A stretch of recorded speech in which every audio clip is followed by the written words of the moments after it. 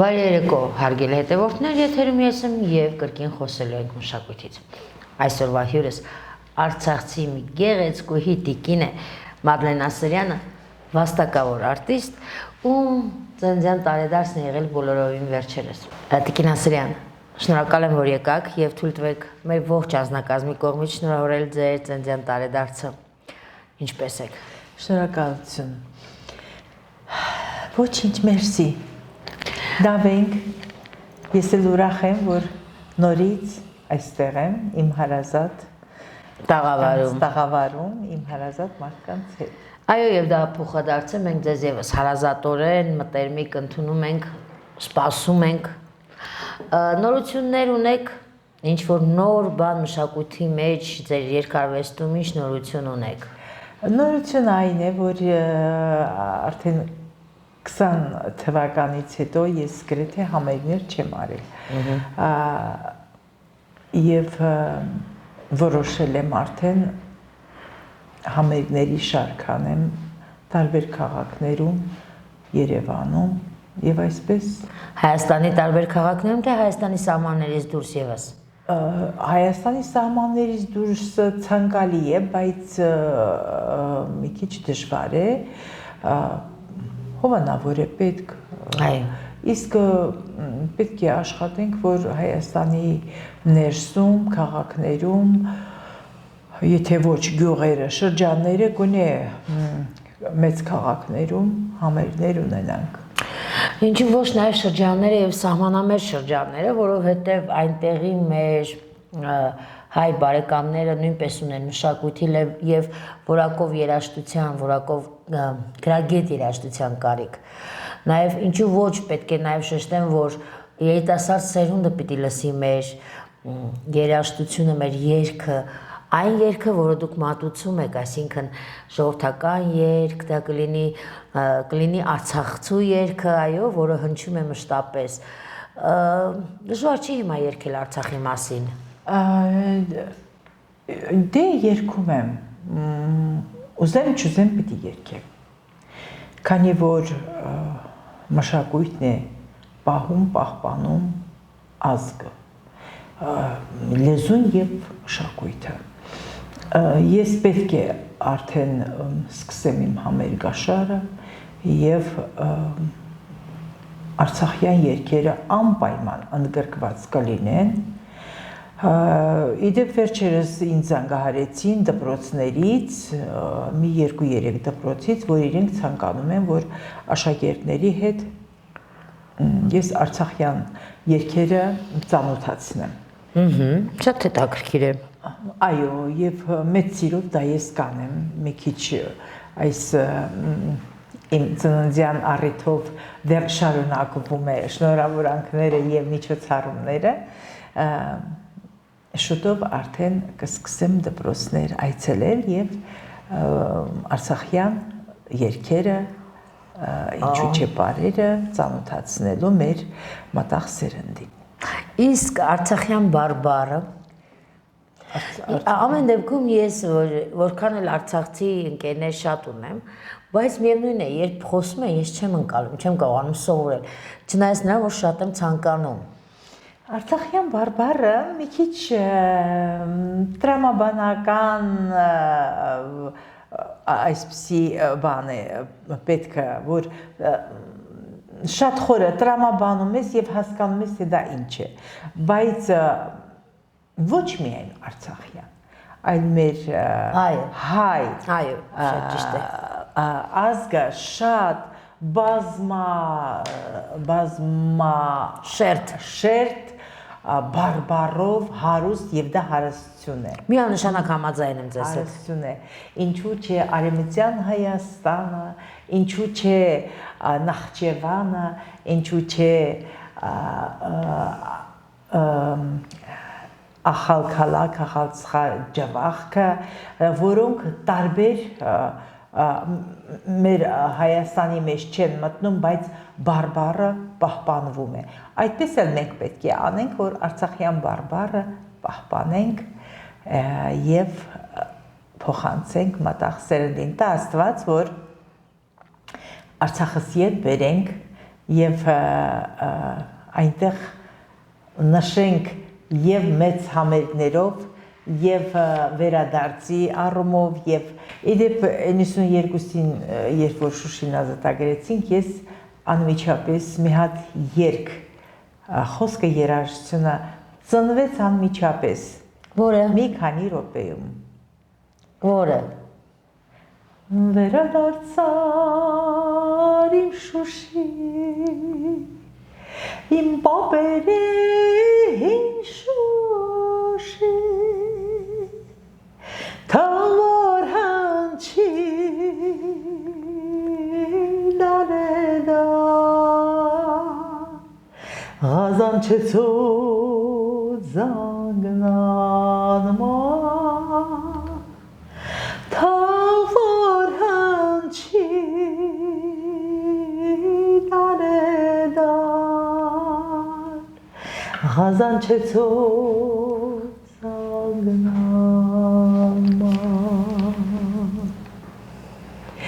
Ով կյանքը քեզ նվիրեց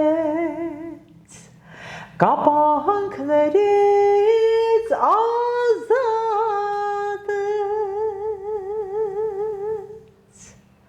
խոնարհվում եմ ես նրանց շիրմաքարի անմոռաց խոնարհվում եմ ես նրանց շիրմաքարի անմոռաց ոսոխներդ այրեցի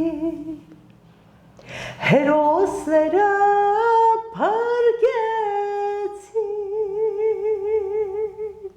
դու միշտ կաս ու կմնաս իմ Արցախի զարդ Շուշի դու միշտ կաս ու կմնաս իմ Արցախի զարդ Շուշի իմ Արցախի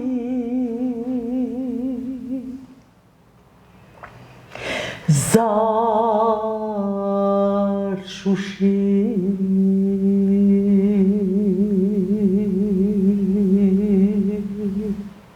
Բրավո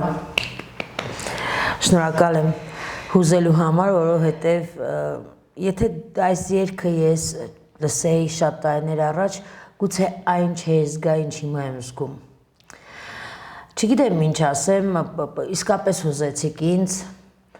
Ես եղել եմ ինձ բախտը վիճակվել լինել Շուշիում եւ եկեղեցում եւ հույս ունեմ, որ անպայման նորից լինելու եմ։ Տիկին Ասրյան, եթե կրկին գրեք, երգ գրեք, ինչպիսին այն կլինի հիմա։ Քաջալերող,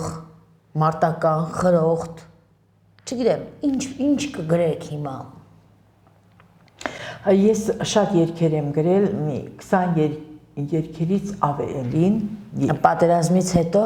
Այո, 90-ականներից։ Չէ, ես այո, դա կանադանանք նկատի ունեմ այս պարտությունից հետո։ Այս ներող կլինեք, սա պարտություն չէր, սա պարտություն չէ, սա ծախված, հանձնված, ինչ-որ այդպիսի ձևով տվեցին իմ Արցախը, իմ հայրենի Արցախը։ Իդեպ նաև ունեմ հայրենի Արցախ երգը, որ էլի 90-ականներին եմ գրել, ես կցանկանամ, որ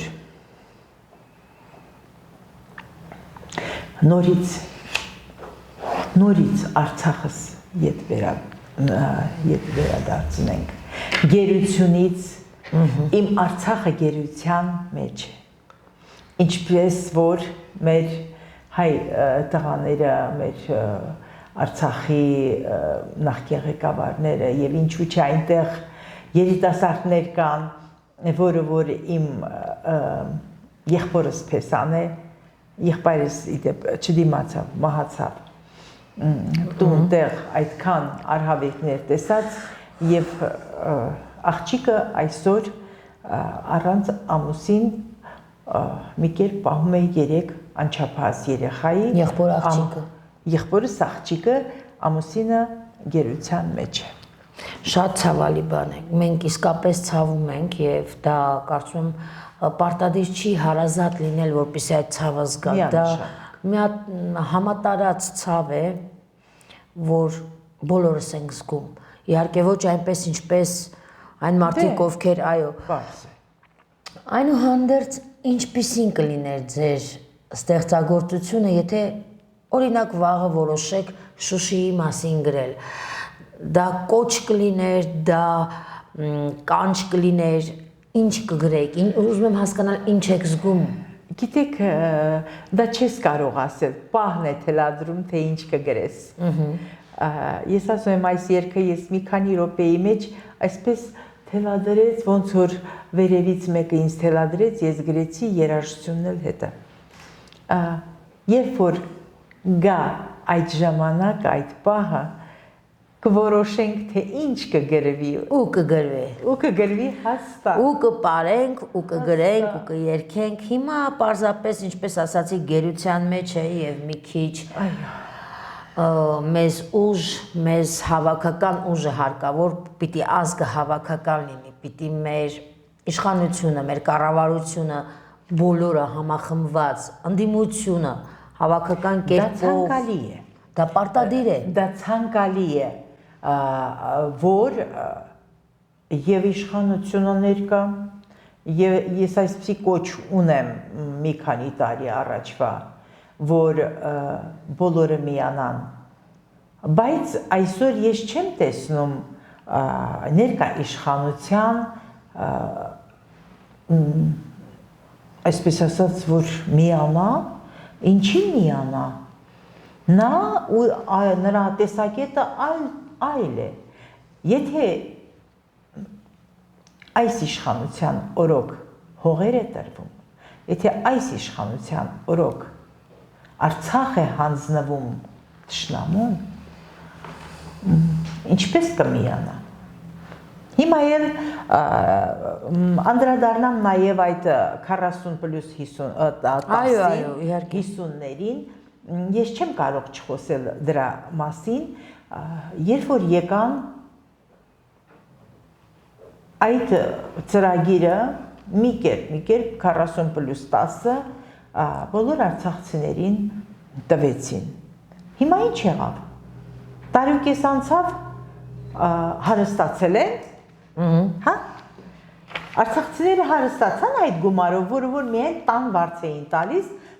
իսկ այդ տան վարձը իրենցը չէր, էլի Հայաստանաբնակ հայությանն էր։ Այնտեղից վերցնում էին, տալիս էին տան վարձ Հայաստանի քաղաքացուն, որը որ տունը տրամադրել է Արցախցուն։ Արցախցուն էլ ինչ է մնացել։ Ինչ մնաց։ Նա չկարողացավ, չի կարողանում նույնիսկ հաց առնի իր երեխաներին։ Ես ուզում եմ, քանի որ այս թեմայի շուրջ ենք խոսում, իշխանություն, մի քիչ մարդկային եղեք, դուք եք արել դա, Արցախը հանձնել եք, արցախցիներին տեղահան եք արել, բռնի ձևով, տնից տեղից, ունեցվածքից, հայրական հողից, բնորանից կտրել եք, պետք է, պարտավոր եք ապահովել նրանց այնքան, ինչքան որ պետք է, մինչև որ նրանք բնակարան կունենան։ Նրանք դեռ չեն կարողանում ապրել, հաշտվել այդ մտքի հետ։ Շատ-շատերն են ասում, մեզ պետք չէ այդ 50,000-ը, մեզ մեր հողը տվեք։ Ճիշտ են ասում։ Մեր հողը տվեք, դուք եք տվել այդ հողը, հետ վերադարձրեք։ 150,000 արցախցուն ետ վերադարձրեք Արցախը։ Իսկ ինչ որ ֆինանսական ինչ որ բաներ ուզում եք կտրեք, դա անմարդկային, գերանմարդկային վերաբերմունք է։ Իսկ միտում տեսնում եք այդ վերաբերմունքի մեջ, որ արցախցին վերջապես հոգնի այս դժվար, այս սոցիալ ծանր վիճակից եւ Հայաստանից էլ գնա։ Իհարկե, այնքան գնացել են շատ շատերը։ Ես ինչքան իմացել եմ, վերջերս հայտարարեցին, որ 19,000 արցախցի է գնացել դուրս Հայաստանից, այո։ Հայաստանից։ Ինչու՞, որովհետև չի տեսել ոչ մի հեռանկար, չի տեսել գնացել է։ Եվ փաստորեն ստացվում է, եթե այդ գումարն էլ 50,000-ը կտրում են, ուրեմն նրանք ճիշտ էին։ Ավելի ճիշտ հասկացան եւ շուտ արեցին, շուտ գնացին։ Թեև եկեք անկեղծ լինենք եւ ասենք, որ այդ 50,000 դրամով ոչինչ չի փոխվում, որովհետեւ ինչպես ասացիք, վարձով բնակվող մարդու համար, երբ տները այլ գներ են, գտված պետության օգնությունը բոլորովին այլ է, դա չի օգնում, բայց այնուհանդերձ մարդկանց զրկել այդ չնչին գումարից էլ անարդար է, անազնիվ է տվյալ մարդկանց հանդեպ։ Դե ես ասեցի, որ դա գերանմարդկային վերաբերմունք է։ Դուք եք ստեղծել այս իրավիճակը, ուրեմն պարտավոր եք ապահովել արցախցիներին։ Այցելել եք արցախցիներին, վրանի մեջ են հիմա նրանք, այդ մի քանի մարդիկ շարունակում են իրենց պայքարը, այցելել եք։ Այո, ես եղել եմ այնտեղ, մասնակցել եմ, ինչու՞ չէ, մարդիկ արդարացի պահանջ են ներկայացնում։ Եթե այս իշխանությունը այդպիսի հայտարարություն չաներ, նրանք չէին անի, երբ էին դուրս եկել, ոչ մի անգամ դուրս չեն եկել։ Իսկ գուցե սխալ են արել, որ դուրս չեն եկել, այ հենց սխալը գուցե տեղից է եկել, որ դուրս չեն եկել սկզբանե։ Միանշանակ ես համաձայն եմ, որ ոչ թե պետք է դուրս գային, այդ որ 150,000-ը, որ մեքենաներով մի կերպ պետք է գային կառավարության շենք մտնեին, պետք է գային այն տեղ որտեղ որ մնում են իշխանավորները, այդտեղ պետք է մտնեին, ինչ որ պետք է անեին։ Տեսեք, իշխանությունը ինչ է անում, իշխանությունը ոնց ցանկանում, ինչ ցանկանում անում է, մատուցում է, եւ դա ընկալվում է, եւ դա մարսվում է բոլորի կողմից։ Ես երբեք չեմ տարանջատում արցախցի կլինի, գյումրեցի կլինի, երևանցի, բոլորը դա ընկալում են։ Այսինքն այդ անպատժելիության զգացողությունը իշխանության մոտ հասել է այն աստիճանի, որ ինչ անենք, ինչ ասենք, ամբյոնում կպարենք, կասենք զոհեր ունեցանք անուն ոչնչի եւ այլն, հա, Շուշին գորշ քաղաք էր, մեզ պետք էր արդյոք Շուշին թե ոչ, այսինքն բաներ, որոնք միևնույնն է մարսվելու են, ոչ ոք դրա հետևից պատասխանի չի գնալու։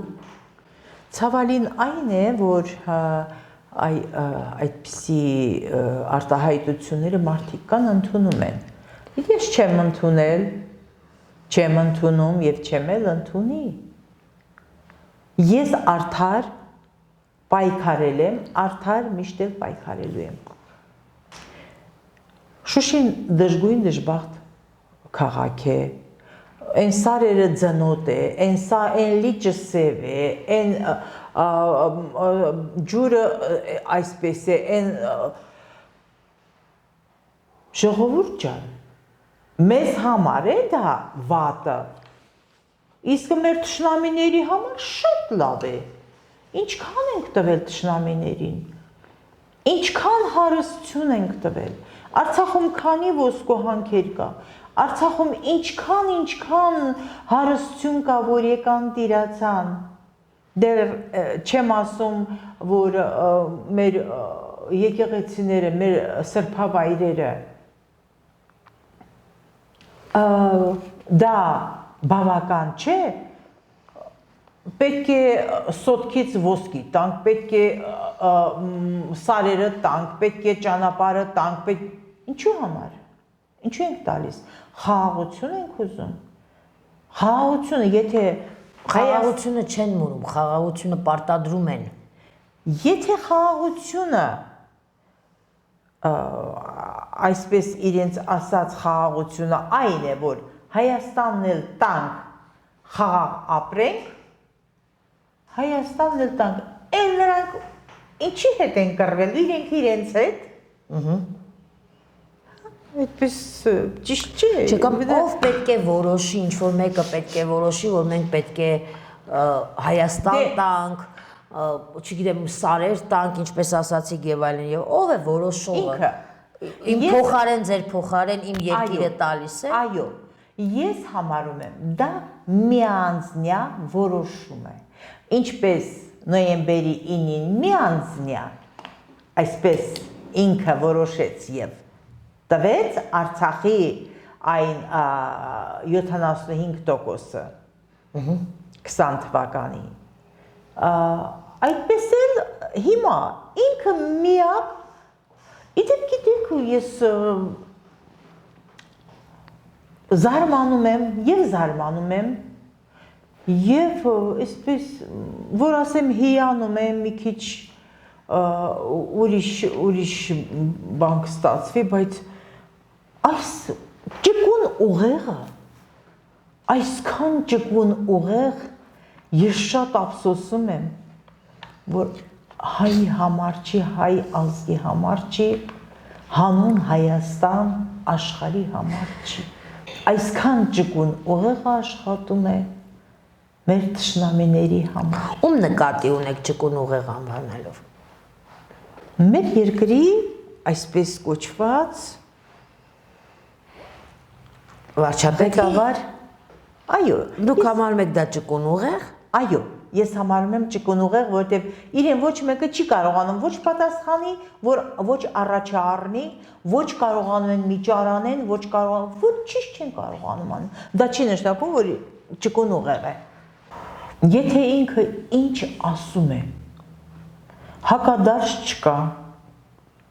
պատասխան չկա։ Արդյոք չկա։ Իսկ արդյոք հակադարձողին, պատասխանողին չեն տանում եւ խոսքի ազատությունից զրկում, ինչ որ բաներ գտնում վրան տանում, կալանավորում, շատ քաղաքական գործիչների անուններ կարող եմ տալ, որ հիմա չեմ ցանկանա պարզապես, որ հիմա հենց հիմա գտնվում են կալանավայրում։ Ես էլ գիտեմ, որ ով Այսինքն ով փորձում է խոսել, ինչ որ բան գտնում է խոսել, անմիջապես փակում են։ Ինչու են փակում, որ նա չշարունակի։ Բայց դա չէ ճարը։ Ճար պետք է լինի, որ եթե երկրի ղեկավարը արդյունավետ չի աշխատում,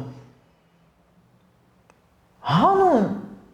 հայրենիքի, հանուն հայազգի չի աշխատում, նա պետք է վայր դնի իր լիազորությունները։ Նա պետք է հեռանա։ Բայց այս մարդը չի գնում։ Այդ դեպքում չի գնում, պետք է ուղարկել, այդ դեպքում հարց է ծագում, մենք ունենք ընդդիմադիր ուժեր։ Իսկ ընդդիմադիր ուժերը ինչու չեն հեռացնում այդ մարդուն, ինչու չեն կազմակերպում այնպիսի մի հավաքներ, իրավիճակներ, որը հեռացնեն իրեն։ Կազմակերպում են։ Քանի օրով։ Կազմակերպում են, բայց եկեք Քանի օրով։ Քանի օրով ուզում են լինի։ Ես դա եմ ասում, պետք է լինի համախմբված եւ ռադիկալ գործողություն։ Համախմբված, ես ձեզ մի օրինակ բերեմ, որ 21 թվականին,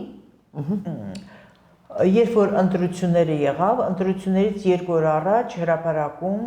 Ռոբերտ Քոչարյանը հավաքեց ժողովրդին եւ ինչքան հրապարակում տեղ դադար չկար, մինչև հասել էր եսին։ Այո, եւ իսկ ընտրություններին ինչ եղավ։ Բոլորը այնտեղ, ովքեր եղել են հրապարակում, գիտեին, որ այս իշխանությանը պետք է վերջ տան։ ու պետք է ընտրվի օրինակ Ռոբերտ Քոչարյանը։ Բայց ինչու չեղավ։ Մենք բոլորս գիտենք դա ինչու չեղավ։ Այդ նույնը եւ հիմա ես շատ մարդիկ, որ փոշմանել են, հիմա փոշմանել են այս իշխանությունից։ Հիմա գնում են ուրիշի մի հատ մի այլանդակ էլի մի ինչ որ մեկի ետևից ամոթ է ժողովուրդ ջան։ Մեկ լրջացեք, ինչ է պետք, մենք հայրենիք ենք կորցնում։ Իսկ դուք անլուրջ քայլեր եք անում։ Այդ երբ որ ընդդիմությունը հավաք է հրավիրում, այդ փոշմանածները ինչքան են։ Այդ 18 թվականին, որ դուրս էին եկել երրորդ մասից մինչև հրապարակ ասեղ գցելու տեղ չկար, Նժդեհով, Արշակունյացով եւ այլն։ Ընդդիմությունը երբ որ հրավիրում է հավաք, այդքանը դուրս եկեք, եթե փոշմանել եք, եթե չեք փոշմանել, եթե դուրս չեք գալիս, ուրեմն չեք փոշմանել։ Չէ, բայց դուրս են գալիս, չէ, հավաքվում են, հետո մարդկանց նորից կներեք բառից համար ցրում են, նորից հավաքում են, տարիների վեր մենք դա ենք տեսնում, դրա համար ժողովրդին էլ մեղադրել չի կարելի, ում հավատան վերջապես։ Դե ուրեմն մեծ թվով պետք է, մի անգամից պետք է մեծ թվով դուրս գան։ Միգուցե ընդդիմությունը կազմակերպում է հավաք եւ այն թիվը չի ստանում, ինչ որ պետք է։ Այն թիվը չկա։ Թող դուրս գան, ձեզ համար է, գիտեք։ Հասարակ ժողովուրդ, այն որ 18 թվին դուրս է եկել, դա էլի ձեզ համար է։ Հիմա գոհեք, լավ եք, շատ եք հարստացել արդեն այս 18 թվից մինչև հիմա։ Դες լավ հարստացել եք, ապահով եք։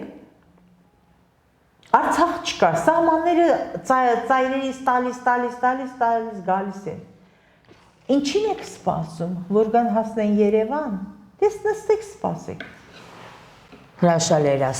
Հրաշալի էր ասված։ Հույս ունեմ, որ ձեր խոսքը ծրագրի սկզբից մինչ ավարտը դուք կոչ էիք անում, դուք մշտապես կոչ էիք անում սթափության, համախմբման, այն ամենը ինչը մեզ հարկավոր է։ Հույս ունեմ, որ իսկապես մեզ կլսեն։ Ես նորից եմ ասում, ես էլի կոչ արել եմ ներկա իշխանությանը, նախկին իշխանությանը, բոլոր իշխանավորներին, բոլոր հասարակական կազմակերպություններին, ՀԿ-ներին, բոլոր կուսակցությունները համախմբվեք մեկի շուրջ։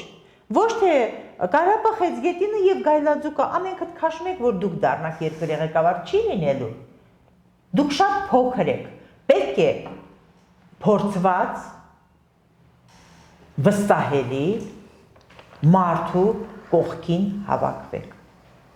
Փոքրիկ 21 թվին դա էի ուզում ասի, բոլոր ձայները խլեցիք, տարավ, ինչ դուրս եկավ։ Մի քանի օրվա ստեղծած կուսակցությունը վերկացավ առանձին ներկայացավ։ Անհարմար է։ Ես չգիտեմ, դուք ոնց եք մտածում, իմ այս հարցազրույցը կարծես թե Սթափության կոչ։ Սթափության է, թե չգիտեմ, ես զարմացած եմ մեր ժողովրդի վրա։ Ինչին եք սպասում, ժողովուրդ ջան։ Լավ, իսկ վերջին հարցս ձեզ տամ թերևս այսօրվա մեր հանդիպման ընթացքում։ Իսկ արվեստագետները ինչին են սպասում։ Արվեստագետները ամենքը իր հացից է վախենում։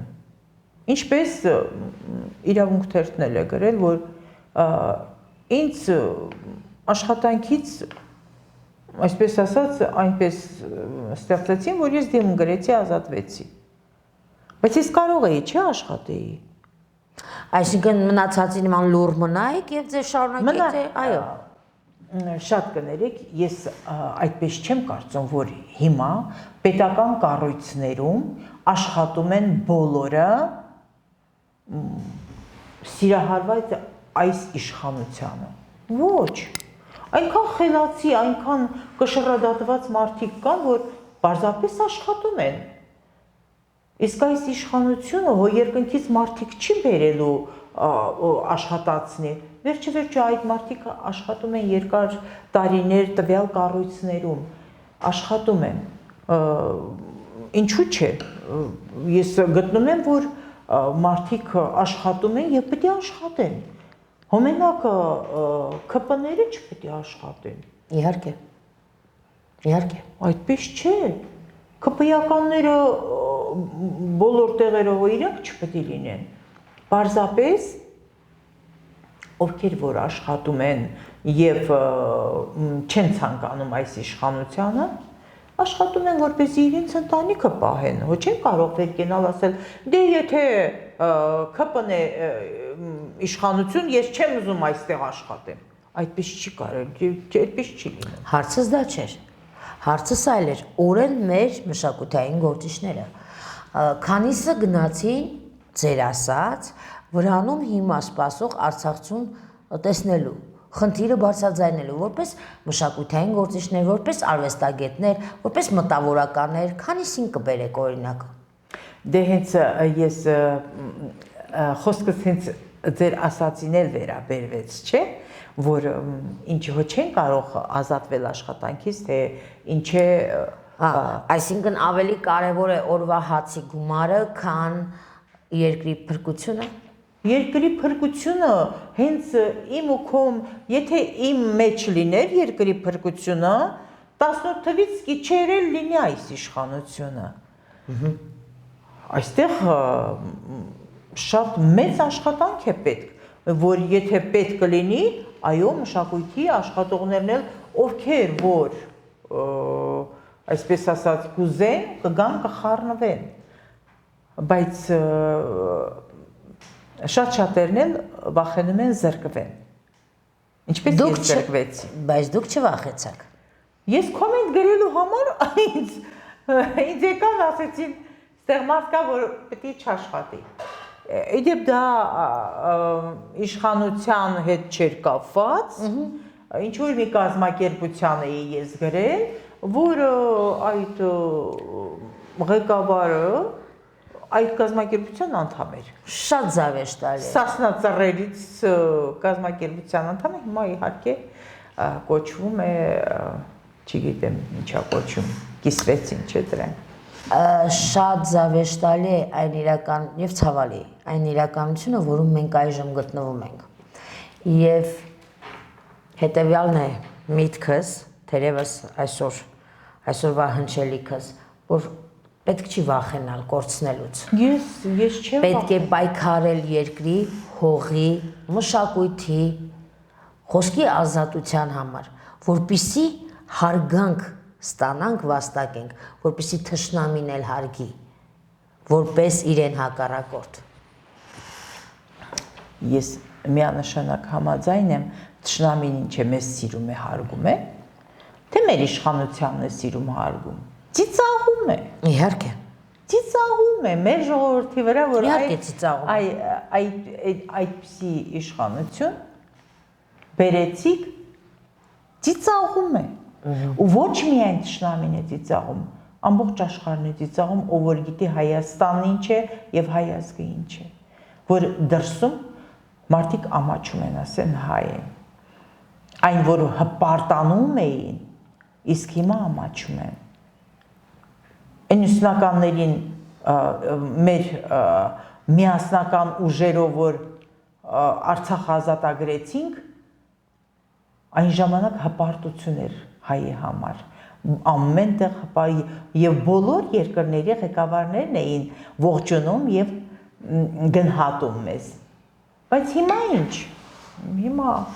ծիծաղում են մեր վրա։ Դե ինչ ասեմ։ Ծիծաղում են, եթե իմ ձեռքին լինի, ասենք ես հնարավորություն ունենամ ինչ որ բան անելու, ես պատրաստ եմ։ Ես էլի եմ ասում եմ, եթե այս ներկա իշխանությունը, եթե մի քիչ մարդկային, մի քիչ ինչ որ սխալը զգում է, միացեք եւ երկիրը փրկեք։ Ես այդքան բան կասեմ, մի անգամ կոչ արել եմ, հիմա էլ եմ անում։ Մեր երկիրը, եթե մի քիչ հայրենասեր եք, ինչ որտեղ Հայաստանի մասին մտածում եք եւ արժեք եք տալիս, բոլորս իրար հետ միանանք ու փրկենք։ Թերևս Տիկին Ասելյան, թույլ տվեք ոչինչ չավելացնեմ ձեր խոսքին, ինչ պետք էր ասացիք։ Հյուրս վաստակավոր արտիստ Մադլեն Ասելյանն էր, ինչի համար շնորհակալ եմ։ Իսկ մենք կհանդիպենք Խոստանում եմ։